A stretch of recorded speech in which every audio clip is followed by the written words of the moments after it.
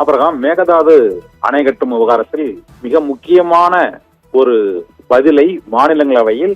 மத்திய நீர்வளத்துறை இணையமைச்சர் ராஜ்பூஷன், மாநிலங்களவை உறுப்பினர் அன்புமணி ராமதாஸ் எழுப்பிய கேள்விக்கு எழுத்துப்பூர்வமாக பதில் அளித்திருக்கிறார். அந்த பதிலில் உள்ள மிக முக்கியமான 3 அம்சங்கள் என்னவென்றால், 2018 ஆண்டு பிப்ரவரி மாதம் 16ஆம் தேதி அளிக்கப்பட்ட உச்சநீதிமன்ற தீர்ப்பில் காவிரியின் குறுக்கே அந்த அணை கட்டும் விவகாரத்தில் அல்லது ஒரு கட்டுமானம் கட்டும் விவகாரத்தில் தமிழகத்தையோ கேரளாவையோ அல்லது புதுச்சேரியின் ஒப்புதலையோ கர்நாடக அரசு பெற வேண்டியது இல்லை என்று அந்த பதிலில் தெளிவாக குறிப்பிடப்பட்டிருக்கிறது. மற்றொன்று, 2019ஆம் ஆண்டு சமர்ப்பித்த அந்த விரிவான திட்ட அறிக்கையில் காவிரி நீர் விவகார தீர்ப்பாயத்தின் உத்தரவு மீறப்படவில்லை என்றும் மாநில நீர்வள ஆணையத்தின் நடைமுறை விதிகளுக்கு ஏற்றவாறே இந்த திருத்தம் செய்து மேகதாது அணை விவகாரம் தொடர்பாக மீண்டும் அந்த ஒரு திட்ட அறிக்கையை சமர்ப்பிக்க வேண்டும் என்ற வேண்டுகோளையும் அந்த மத்திய அரசு கேட்டுக்கொண்டதை மத்திய இணையமைச்சர் ராஜ்பூஷன் தெரிவித்திருக்கிறார். மற்றொரு மிக முக்கியமான அம்சமாக, காவிரி நீர் விவகார தீர்ப்பாயத்தில் 2007ஆம் ஆண்டு அளித்த தீர்ப்பின்படி அந்த தீர்ப்பின் 18வது பிரிவு அந்த நீர் விவகாரத்தில் கட்டுமானம் கட்டுவதை தடுப்பதற்கான எந்த உத்தரவும் இல்லை என்றும், தீர்ப்பாயத்தின் உத்தரவுக்கு முரணாக இல்லாத வகையில் மாநில எல்லைகளுக்குள் நீரை பயன்படுத்தலாம் கர்நாடகா என்றும் 2007ஆம் ஆண்டு அளித்த தீர்ப்பிலும் அது உறுதிப்படுத்தப்பட்டிருக்கிறது என்று குறிப்பிடப்பட்டிருக்கிறது.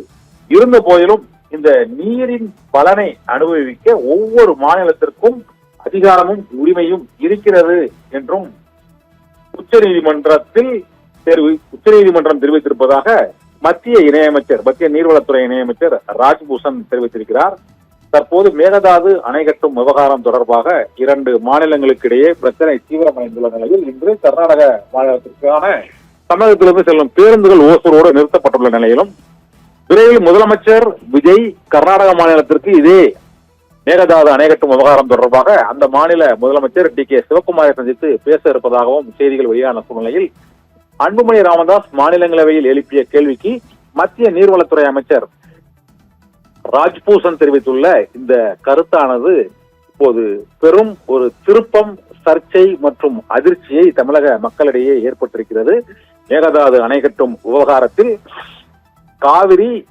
நீர் விவகார தீர்ப்பாயம் மற்றும் மத்திய நீர்வளத்துறையின் ஆணையம் ஆகியவற்றின் வழிகாட்டு நெறிமுறைகளுக்கு ஏற்றவாறு மேகதாது அணை கட்டும் விவகாரத்தில் அந்த விரிவான திட்ட அறிக்கையை மீண்டும் சமர்ப்பிக்கலாம் என்று மத்திய அரசு கர்நாடக மாநில அரசுக்கு திருப்பி அனுப்பி இருக்கிறது என்று ஒரு சாதகமான ஒரு பதிலையும், மற்றபடி மேகதாதுவில் அணை கட்டும் உரிமைக்காக அவர்கள் தமிழகத்தையோ அல்லது கேரளாவையோ புதுச்சேரியை கேட்க வேண்டிய அவசியம் இல்லை என்றும் அந்த எழுத்துப்பூர்வ பதிலில் தெரிவித்திருப்பது இப்போது பெரும் சர்ச்சையை ஏற்படுத்தி இருக்கிறது. இந்த சூழ்நிலையில் மேகதாது அணை கட்டும் விவகாரத்தில் தமிழகத்தின் அனுமதியை பெற வேண்டிய தேவை கர்நாடக மாநில அரசுக்கு